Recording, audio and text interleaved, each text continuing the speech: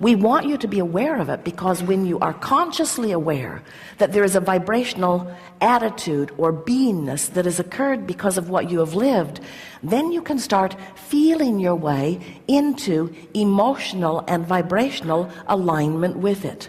For example, so Esther and her sister's husband had a lovely meal in Del Mar, and then decided to stop at the grocery store for some water and milk. And while they were in the grocery store, an 18-year-old lovely little girl in her new-to-her Mustang was driving on a wet street. Her car got away from her. It was impossible to even imagine how she got up so much speed in such a short period of time, and she buried the nose of her little Mustang in the nose of Esther's Cadillac Escalade. Buried it in the nose of Esther's car and the Jaguar that was sitting next to it. She couldn't have picked two better cars to bury her nose in. And when Esther saw it, the cars were stuck together. The tow trucks had to pull them apart. Esther was not happy. Her exact words were, "You have got to be kidding me." They were there for quite a while, exchanging information.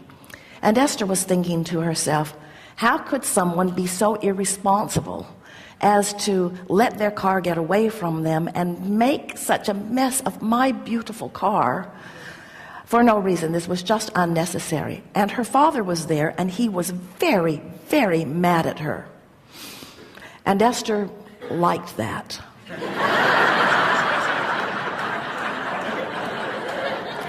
Because Esther was very, very mad at her too. No reason for this. And then, as things unfolded and the cars were apart, and Esther realized that her car was drivable. In fact, everything worked. The headlights worked. She could not have picked a better spot. Even the signals worked. The car drove normally. It can be repaired. And so as Esther sort of settled down from it, she began recognizing the discord that she had caused herself by her knee-jerk response to a situation and her subsequent departure from who she really is. Now, we have to say to you that that wavered quite a bit, as she was mad and then not mad, and then mad and then not mad. And every time she thought about what this now meant, she got mad. So she found that she could choose whether to be mad or not mad, but mad seemed more appropriate under the conditions. It just did. It just did, especially when she looked at her car, or especially when others looked at her car and she knew they were thinking that she did it, that she did it, that she did it. Esther wanted to make a sign. I did not do this. I did not do this.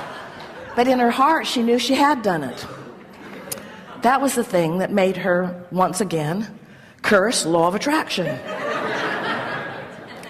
So she began sort of reporting to those who were around her. I'm not as bothered by the paint and metal that has to be reconfigured as I am about my point of attraction. I guess I've just been feeling so sorry for myself and feeling vulnerable, and so this is what has come of this. But that thought felt bogus and awful. But it also somehow had little resonance. In other words, things like that shouldn't happen to people who are deliberate creators, and yet there it was, a big hole in the front of her car. And so, as they were pulling the cars apart, her brother-in-law had said, you know, Esther, I don't think you're going to have too much trouble with this car. This car is a tank. And when they pulled the cars apart, everything seemed fine. They drove away. She drove it here. You can see it if you'd like. Just don't take pictures and put them on the internet. She doesn't care. And so then she was visiting with us about it, wanting to know what her point of attraction, what does this mean about my point of attraction? And we explained to her that we are not going to make her the exception in the universe. You are not the exception in the universe. Of course, everything that happens to you is part of your attraction.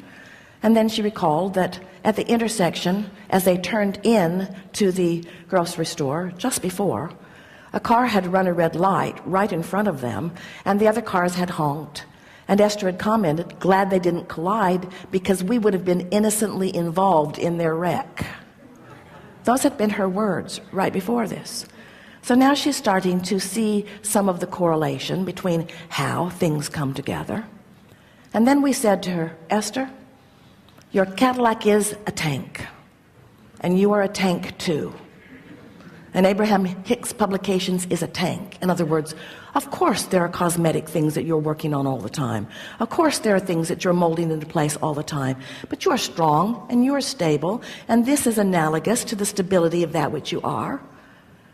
So she said, I'm going to drive that car around with a big hole in it for a while until they can fix it.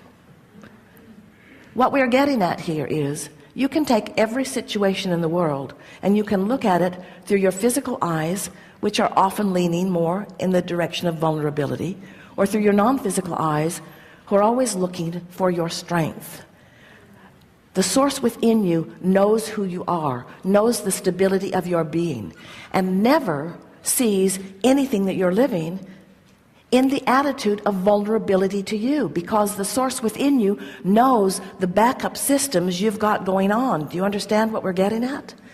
As you are determined to feel your power rather than your weaknesses, your strengths rather than your weaknesses, your clarity rather than your confusion, your sureness rather than your unsteadiness, as you begin to get glimpses and you begin to deliberately want to practice the vibration of that well-being, what begins to happen to you, oh, of course, you're going to rendezvous with all kinds of things. You're out here in the world, and there is nothing that comes to you that does not come on the powerful, well-defined, always accurate, always fair basis of law of attraction. Nothing ever comes to you that isn't about that. But we want you to know you have the choice in every moment to define how you want to feel. And if your desire to feel good is strong enough, you will always find a way to come back into your power. So now the man from State Farm is looking at the front of Esther's car, and Esther is explaining to him how it happened, really wanting him to know she just didn't bump it up on something. He actually didn't care how it happened. He was just there to assess what had happened and to make a determination about it. But Esther is explaining it to him. And he said, I worked for Ford. I had a couple of those Mustangs. They are really squirrely.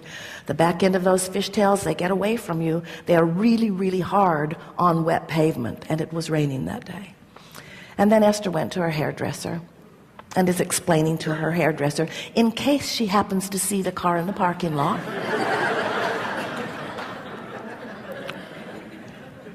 and her hairdresser said, I had 2 Mustangs. They are really difficult on wet roads. There's something about the back end of those that makes them really hard to control.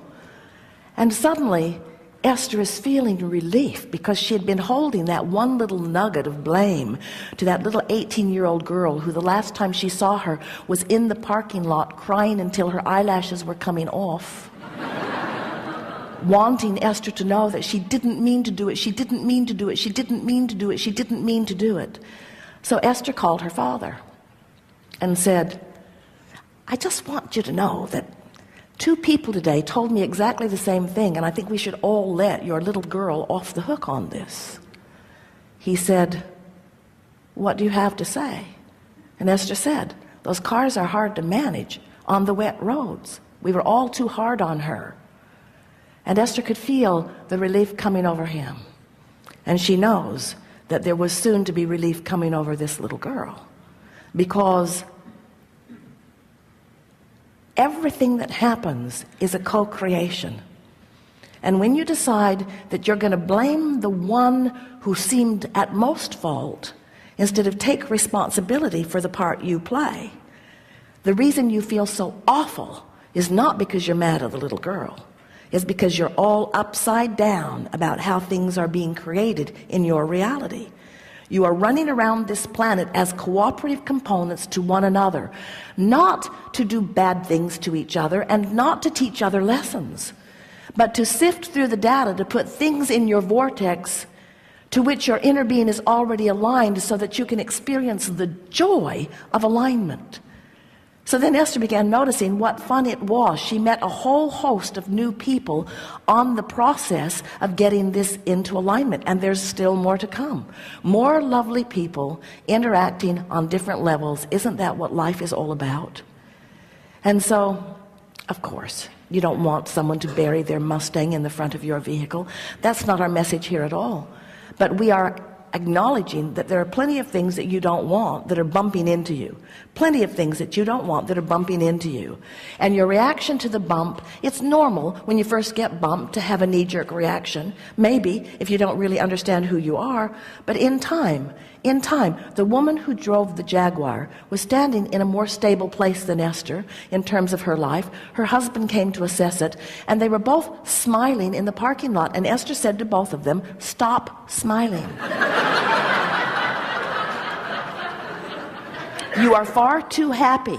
This is what I teach, but it is not what I live. You are smiling too much here. And of course she didn't mean it, but isn't it annoying to see someone living the exact thing that you are living and feeling so differently about it, you see? And what we're wanting you to understand is that the source within you, that your inner being, that who you really are, that is converging with you out here on the leading edge of that which you are living, that source within you has a different opinion often than you do if you feel anything less than wonderful. The source within you is always acknowledging the value in the rendezvous. The source within you is always looking for the positive aspects and the benefit of. And when you make one small decision, and it really is a smaller decision than any of you realize, when you make the small decision that you are going to feel good no matter what, that today, no matter what you are doing or where you are going or who you are doing it with, that you're going to look for reasons to feel good, you begin to tune yourself to the vibration of the source within you, and then that becomes your dominant point of attraction. Instead of some conversation, you see, everything that happens has some law of attraction vibrational hook.